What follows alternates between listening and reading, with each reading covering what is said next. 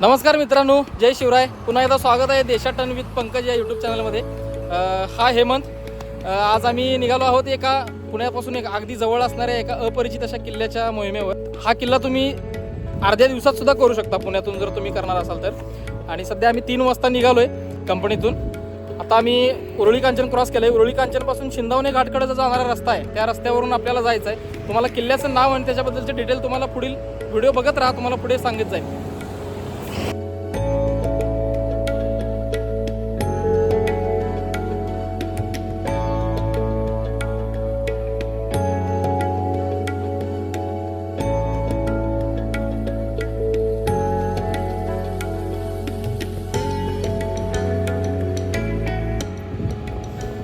4:30 वाजलेले आहेत आणि आम्ही आता शिंदावणे घाटात पोहोचलेलो आहे. शिंदावणे घाट तसा हा बघायला गेला तर प्रामुख्याने उरुळी कांचन ते जेजुरी याला जोडणारा हा प्रमुख रस्ता आहे. इथले लोकल लोक जर सोडले तर हा घाट थोडा अपरिचितच आहे असं म्हणायला हरकत नाही. तर या घाटाच्या मध्ये आल्यानंतर या घाटाच्या मधून तुम्हाला 2 दुर्गांचं दर्शन सुद्धा होतं. त्यातला पहिला किल्ला जो आहे हा मागे जी डोंगर रांग दिसते या डोंगर रांगेतून सरळ जो सगळ्यात मागे दिसणारी जी डोंगर रांग आहे तो आहे आपला मल्हारगड. स्वराज्यामध्ये सगळ्यात शेवटी बांधला गेलेला किल्ला. आणि या मल्हारगडाच्या एक्झॅक्ट अपोजिट साईडला रस्त्याच्या पलीकडच्या साईडला आपल्याला दुसऱ्या दुर्गाचं दर्शन होतं.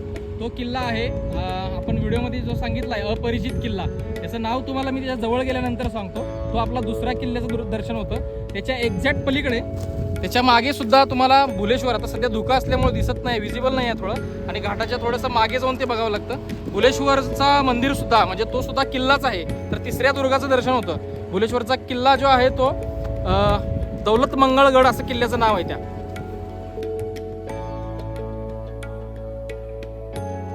नमस्कार मित्रांनो, आपण शिंदवणे घाटातून वर आल्यानंतर घाट संपल्यानंतर डाव्या हातालाच आंबेगाव लागते. आणि आंबेगाव रस्त्याने पुढे आल्यानंतर 500 मीटर अंतर आल्यानंतर आपल्याला 2 रस्ते फुटलेले दिसतात इथं.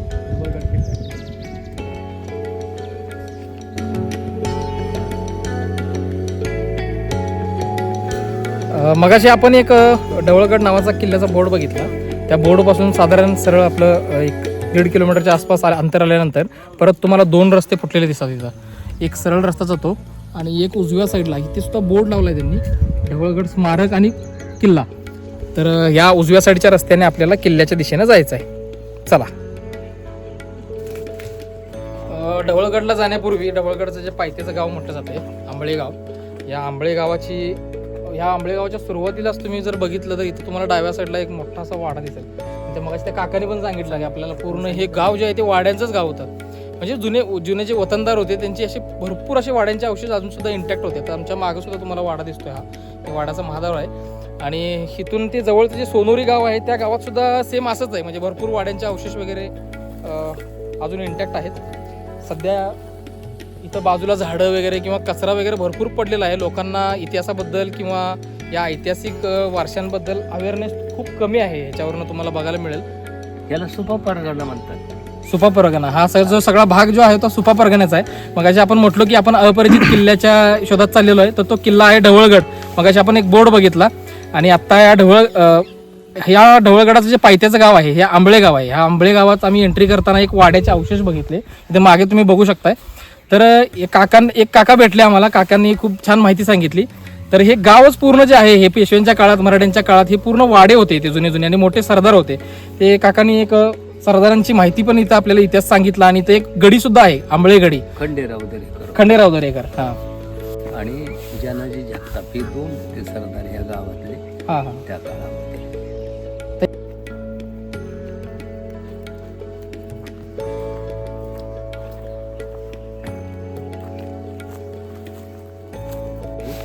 त्यावेळेला त्यांनी तिथे एक तट बांधायला सुरुवात केली. त्यावेळेला असं काय घडले, कुणीतरी वर ठिणगी टाकली थोडीशी की स्वतः दरेकर स्वतंत्र सुभा तयार करतोय. बरं. स्वतंत्र स्वतःच राज्य तयार करायचं म्हणून ती बांधकाम करतोय. म्हणून ते थांबवले गेले त्यावेळेला. हे फार पुरातन गाव आहे.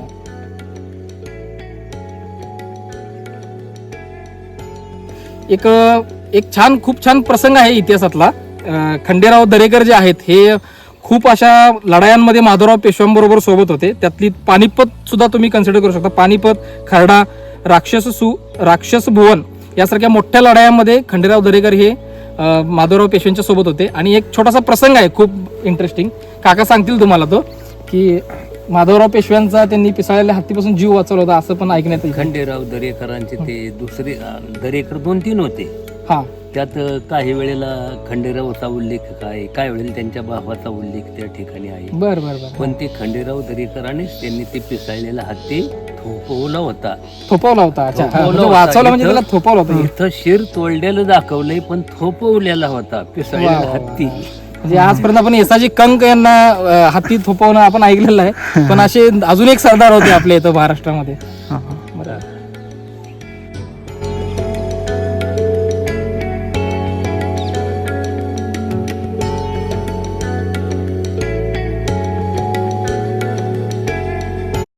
आपण आंबे गावातून पुढं आल्यानंतर मंदिरापासून थोडं पुढं आल्यानंतर दरेकरवाडा आहे. दरेकरवाड्याच्या थोडं पुढं अजून आलं तर डाव्या हाताला ढवळेश्वर म्हणजे ढवळगडाला जायला पण एक रस्ता आहे.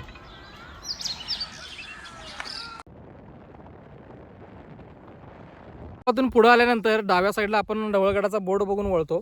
त्याच्यानंतर पुढं आल्यानंतर छोटे छोटे अशा भरपूर वाड्या आहेत आधीमध्ये, आणि असे छोटे छोटे रस्ते सुद्धा फुटलेले आहेत त्याला. तर कुठलाच रस्ता इकडच्या तिकडचं वळण न घेता किल्ला आपल्या समोर दृष्टीस ठेवायचा आहे, आणि किल्ल्याच्या दिशेनं सेम हा जो डांबरी रस्ता आहे हा रस्ता सोडायचा नाही, सरळ पुढच्या दिशेनं जायचं आहे.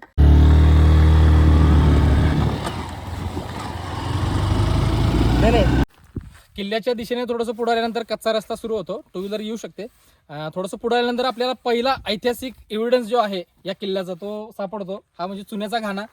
किल्ल्याचं बांधकाम करण्यासाठी जे मधलं मिश्रण लागतं ते या घाण्यामध्ये बनवलं जायचं आणि किल्ल्याचं बांधकाम केलं जायचं. आणि हा आपल्याला समोर दिसतो ढवळगड. ठीक.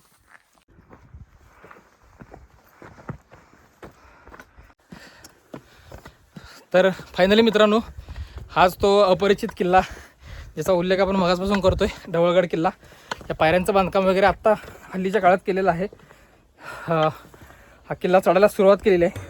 तर ह्याला अपरिचित का म्हटलं जावं याच्याबद्दलचा एक प्रसंग सांगतो हेमंत. साधारण 2013-14च्या दरम्यान ह्या किल्ल्यावर आम्ही आलो होतो. तेव्हा हा किल्ला आहे म्हणून माहीत नव्हता आम्हाला. फक्त ढवळनाथाचं मंदिर आहे आणि दर्शन घेऊन जायचं आहे एवढंच आमचं ठरलेलं होतं.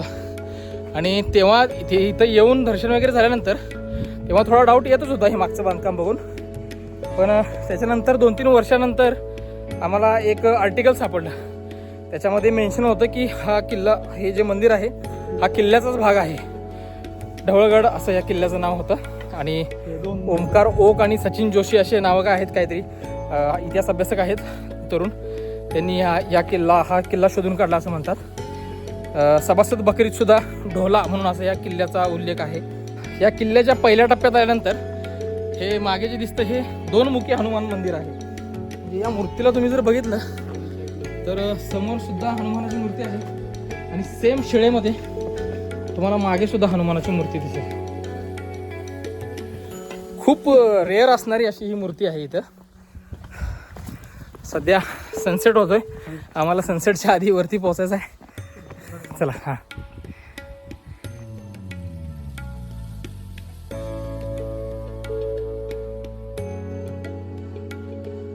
जेजुरी, सासवड या साईडला किंवा भुलेश्वरला जर आला असेल तर तुम्ही या ढवळनाथच्या मंदिराजवळ किंवा ढवळगड या किल्ल्यावर येऊ शकता. 2010 साली 2 तरुण इतिहासकार आहेत, ओमकार ओक आणि सचिन जोशी नावाचे, त्यांनी हा किल्ला शोधून काढला. तसं या किल्ल्याबद्दल इतिहासातल्या जर नोंदी सांगायच्या झाल्या तर किल्ले पुरंदर म्हणून एक पुस्तक आहे, त्या पुस्तकामध्ये या किल्ल्याचा उल्लेख आहे. आणि दुसरा सगळ्यात मोठा ऐतिहासिक एव्हिडन्स म्हणजे कृष्णाजी आनंद सभासद यांची जी सभासद बखर आहे, शिवाजी महाराजांची समकालीन बखर, याच्यामध्ये या किल्ल्याचा किंवा ह्या भागात ढोला नावाचा किल्ला असल्याचे उल्लेख आढळतात.